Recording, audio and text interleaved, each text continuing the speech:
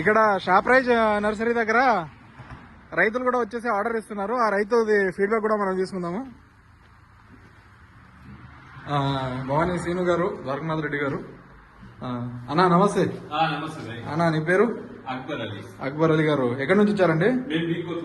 B Kothaguda నుంచి. ఎందుకు వచ్చారు మీరు ఇక్కడికి? మాకు మంచి నాణ్యమైన నర్సరీ కోసము, నాణ్యమైన సింజెంట సాహో వాటి కోసం వచ్చాము. ఓకే, ఎలా ఉంది నారు? ఎట్లా పెంచుతున్నారు ఇక్కడ? బాగుంది. ఇది టెక్నాలజీతో పెంచుతారు. బాగా మాకు నచ్చి మేము ఆర్డర్ ఇచ్చారా? అడ్వాన్స్ కూడా ఇచ్చాము.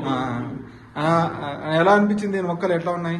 సూపర్ గా అనిపించింది. సూపర్ గా అనిపించిందా? వేరే తోటి రైతులు చెప్తారా? వ్యవస్థ బాగుంది.